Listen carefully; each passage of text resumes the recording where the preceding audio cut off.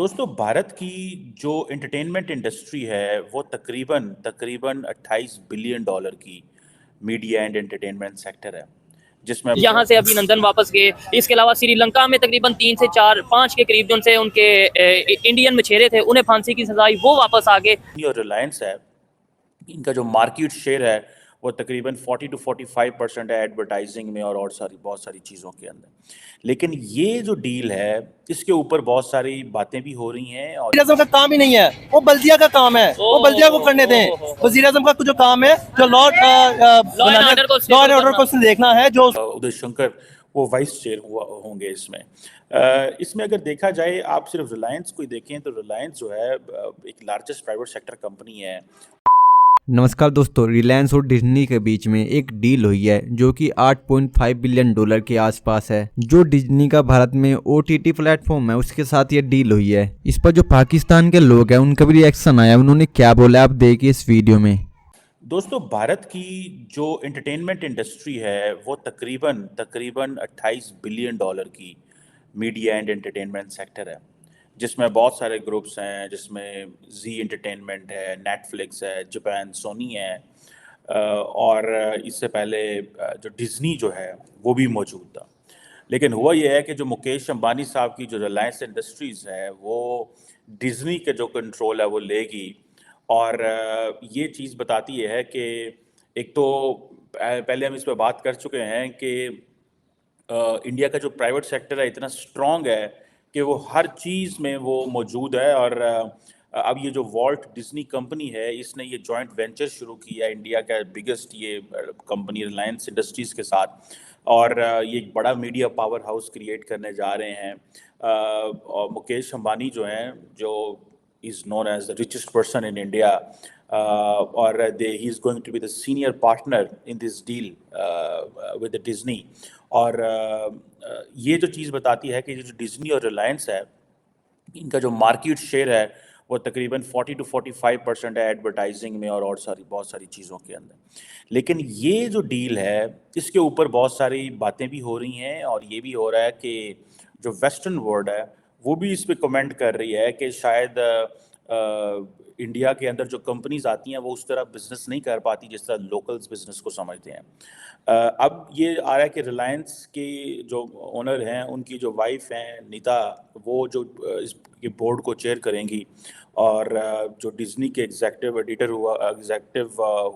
हुआ करते थे उदय शंकर, वो वाइस चेयर होंगे इसमें। इसमें अगर देखा जाए, आप सिर्फ रिलायंस को ही देखें तो रिलायंस जो है एक लार्जेस्ट प्राइवेट सेक्टर कंपनी है। ऑयल रिफाइनिंग है, पेट्रोकेमिकल है, गैस, रिटेल, टेक्सटाइल, बड़ा इनका बिजनेस है इस सेक्टर में।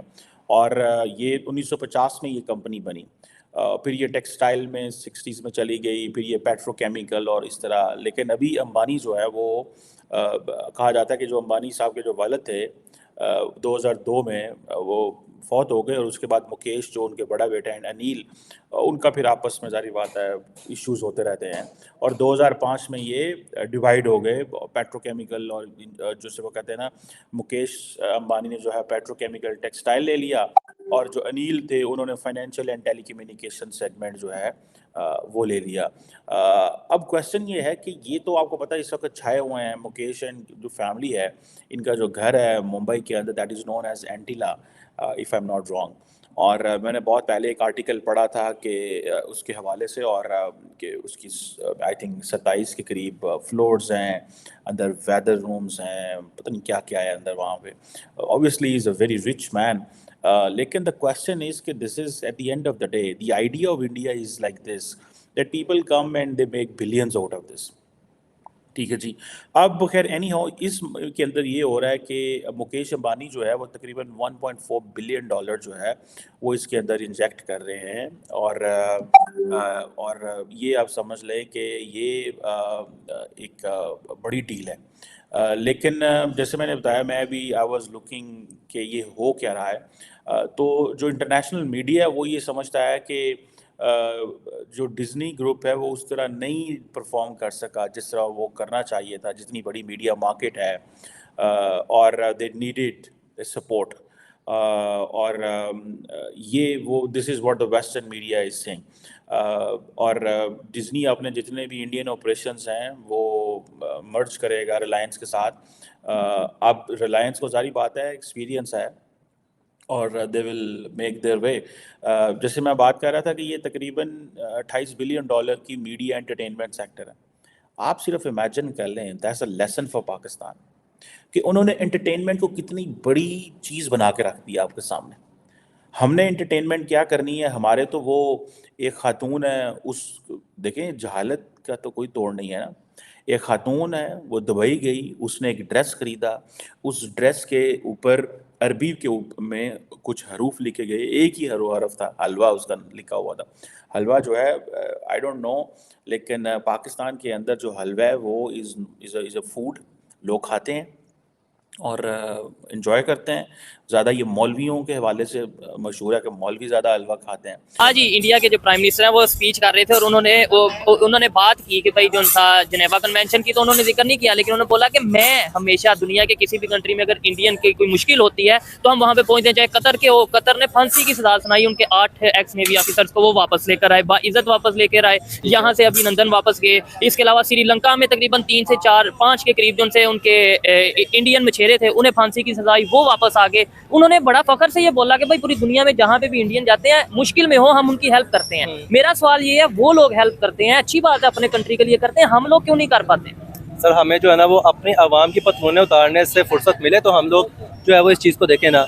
मुझे बताएं कि इमरान खान ने जो है जब एक कन्वेंशन के दौरान में और एक जो है वो मजलिस के दौरान में सऊदी अरब के जो प्रिंस हैं उनसे मुतालबा किया था, बल्कि उनसे रिक्वेस्ट की थी कि आप कैदियों को जो है वो काइंडली, वो मेरे दिल के बड़ा करीब है, वो जब यहाँ से जाते हैं और जाके जो है वो वहाँ पे मजदूरी करते हैं, उनसे कोई गलती गुस्ताही हो जाती है तो आप माफ़ करें, उनको वापस भेज दें। उनके पिछले जो है वो इस चीज़ को देख रहे हैं। देखें, हर स्टेट की जो है ना, हर स्टेट के जो एक पर्सन है, वज़ीर आज़म है, उसकी कुछ रिस्पॉन्सिबिलिटीज होती हैं और उसका पाकिस्तान में आज तक बेसिकली पता ही नहीं है कि वज़ीर आज़म का काम क्या है। हम ये कहते हैं कि जिसने जो है ना वो रोड्स बना दी वो वज़ीर आज़म है, पुल बना दिए वो वज़ीर आज़म है। वो वज़ीर आज़म का काम ही नहीं है, वो बल्दिया का काम है, वो बल्दिया को करने दें। वज़ीर आज़म का जो काम है, जो लॉ एंड ऑर्डर को उसने देखना है, जो उसने वज़ीर खारजा जो पॉलिसी उसने बनानी है, ठीक है, वो उसका काम है। इंटरनेशनल लेवल पे अपना इमेज बेहतर करना है। ये बात बड़ी फैक्ट वाली उन्होंने की है कि भाई वो कंट्रीज अगर जाते हैं, आगे जा रहे हैं, उनके रिलेशन बेहतर है, उनकी बात मानी जाती है, तो उसमें उनके प्राइम मिनिस्टर का बड़ा रोल है। आपको क्या लगता है आज इंडिया के प्राइम मिनिस्टर इस्लामी कंट्रीज हो